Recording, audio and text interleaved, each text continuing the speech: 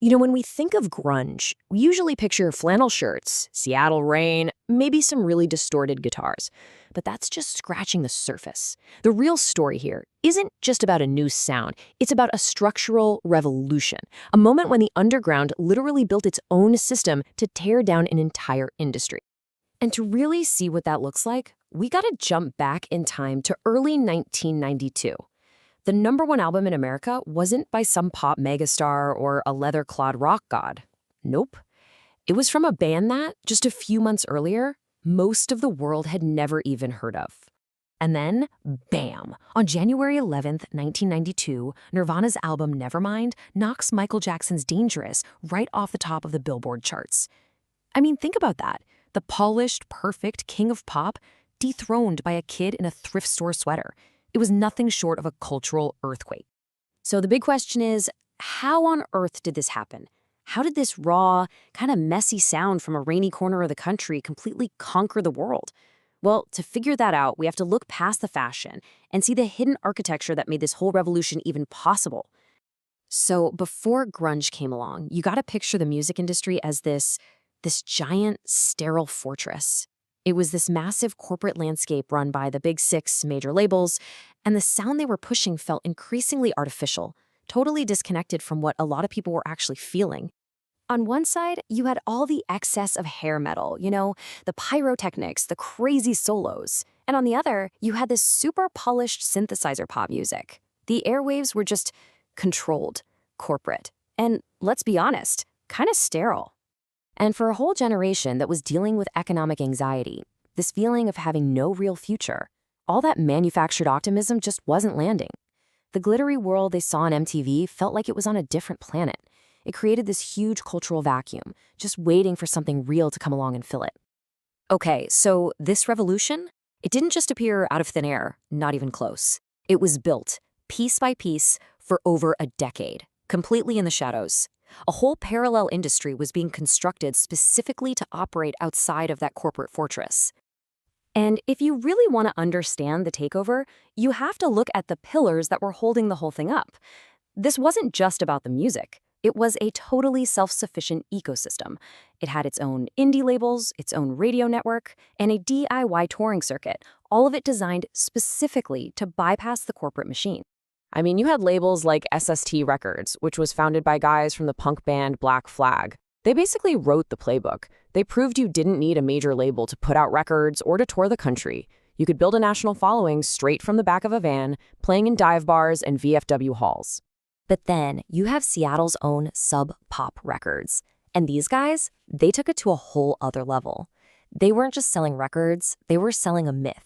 They brilliantly branded the Seattle sound, used this iconic, gritty photography to make it look like a revolution, and they built a real community with their exclusive singles club. But maybe the movement's biggest secret weapon was something called college radio. Way over on the far left end of the FM dial, in that non-commercial zone, that was the only place on the airwaves where you could actually hear this kind of music.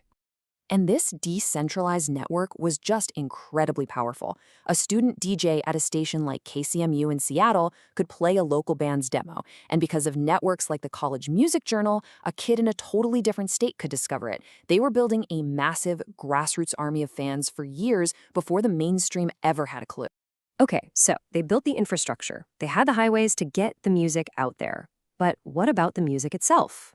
Well, it was this powerful and, yeah, some would say ugly, hybrid of sounds that the mainstream had always tried to keep separate. Seriously, grunge was a total mutt of a genre. It took the slow, heavy sludge of bands like the Melvins. It mixed in the wild, unpredictable dynamics of the Pixies. And then, and this is the crazy part, it injected the whole thing with a heavy dose of Beatles-style pop melody. And at the absolute core of this new sound was a really simple but crazy powerful formula. Loud, quiet, loud. This dynamic structure, which the Pixies pretty much perfected, became the essential sonic blueprint for almost every major grunge hit. You know it from Smells Like Teen Spirit, right? That quiet, mumbled verse that just explodes into a massive chorus. And that, right there, that's the secret sauce. Artists like Kurt Cobain were basically smuggling classic pop songwriting into their really raw, heavy music. The abrasive sound is what got your attention, sure, but it was that hidden pop hook that made you sing along. So, the stage is set, the infrastructure is built, the sound is forged. How did it all come to a head? Well, after a decade of all this preparation, the underground didn't just knock on the fortress door. It blew the walls apart with absolutely astonishing speed. The end of 1991 was just a whirlwind. First, Lollapalooza proved there was a huge audience for alternative music. Then you get this rapid-fire 1-2-3 punch of these landmark albums from Pearl Jam, Nirvana, and Soundgarden, all of it leading up to that symbolic moment in January '92 when the old guard was officially toppled. The victory was so total that it set off what people called the flannelization of America. All of a sudden, this thrift store look, a look that was born out of being broke and anti-consumerism, was being sold on high-fashion runways for hundreds of dollars a shirt. The irony was just off the charts. So they did it. The underground had won. The outsiders were now the insiders. But, victory is complicated, and this one came at a really high cost. What happened next was basically a corporate gold rush. The major labels just scrambled to sign any band that had a distorted guitar and long hair. And this led to a whole wave of post-grunge bands that, they copied the sound, but they were missing that authentic DIY spirit of the original movement. For so many of the original artists, that sudden jump from being an underground hero to a global superstar was just devastating. It really was a Pyrrhic victory. They won, but the industry itself was permanently changed. That path from an indie label to a major one, that became the new standard. And that is the thing to remember here. The real lasting legacy of grunge isn't just the music, it's the architecture. It was the ultimate proof that a dedicated, authentic, grassroots network could actually take on and beat a corporate monopoly.